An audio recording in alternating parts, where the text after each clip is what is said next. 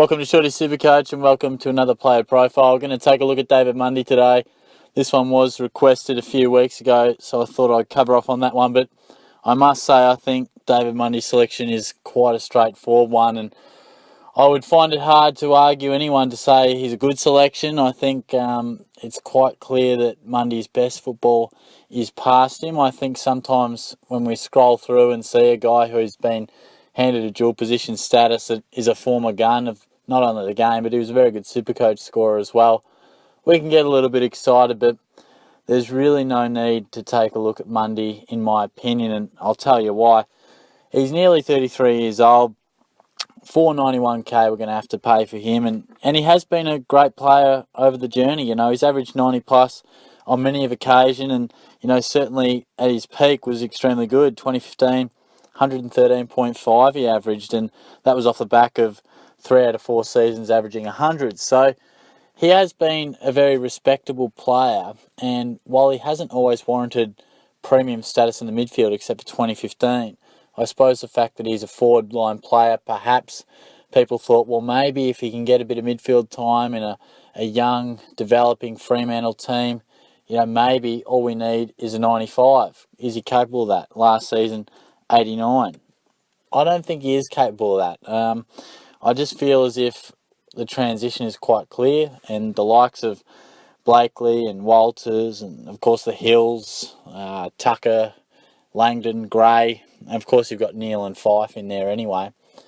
I do feel that there's not a stack of room in there at the Dockers, and I think Mundy, of course, he's a dual position player now. He obviously played enough time forward to earn that, and I couldn't see him going the other way. I think the midfield time is only getting less and less, and I think he'll continue to do that.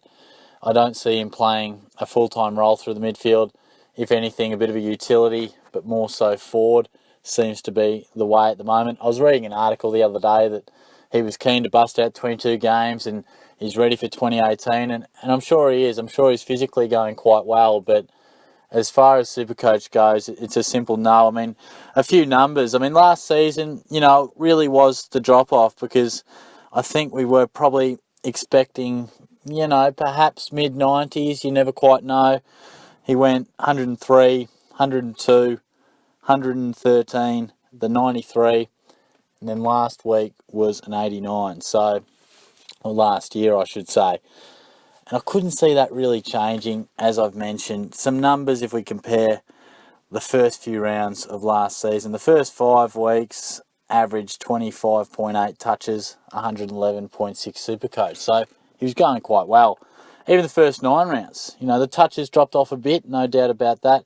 Still averaging 104 SuperCoach points. But it was the rest of it. It was rounds 10 to 23, averaging 78.5 and a fairly poor end of the season, as those numbers reflect. And even comparing 2015 to 2017, of course, career best season versus last season, you know, he's down 5.6 touches, down a tackle a game, down about 3 clearances a game, and his contested possession is down by about 4. Now, they're not huge drop-offs, but they do just reflect and shine true that he is now more of a forward, and the midfield time will be handed to other players, other youngsters. So I think that's where Fremantle's at. I think he'll still play a good role in the team, be that leader. At times, you know, we saw him have some clutch moments through the season, really step up and ice the game, win some big moments. But it doesn't always correlate to great SuperCoach when you're just doing those odd good things and you don't get any points for good leadership. You don't get any good points for pointing out this area of the clearance or structuring up your teammates. You only get it by getting the pill, and unfortunately I could really see Mundy not dropping off the cliff, but I think not only is he getting old, but certainly the numbers, whether it be midfield minutes or disposals, they're all going down. So I think it's quite an easy choice when it comes to Mundy. Quite simply, his best is behind him and past him. Some great footy throughout his career, but he is now certainly a senior member in the twilight of his career. And I know I've touched on the forward line being perhaps difficult to really find some premiums, and I think that will be the case. But I don't think, it may not be as clear on what history suggests, but taking a closer look at it last week or so, I do think there's some premiums in there that will call premiums without a doubt in 2 to 3 years, but they haven't got that body of work yet. And whether it's next year or not will really split the men and the boys. I mean, that'll be whether you make that mid-price pick a good one or not. But I speak of the likes of Petrarca, Dugowie, Billings, Dalhouse is in there too.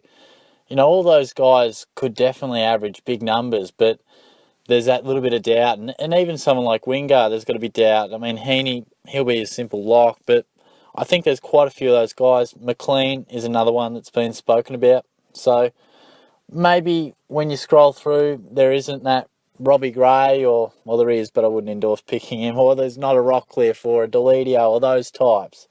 But I think there are some stars of the future. Personally, Billings just worked his way into my team, and I think he's a very good option. I'll probably profile him soon, but maybe they're not as obvious as some of the proven old-timers that we've had for a number of years, but I think a few of these names will be SuperCoach stars for years to come, and hopefully in 2018, because we certainly need them, because the forward line isn't shouting from the rooftops with too many absolutely reliable options. So I'll be back soon anyway. Appreciate all the new subscribers. We're absolutely flying in that department. It's been good. Get on to SuperCoach HQ as well. Just start looking at some of the other forums.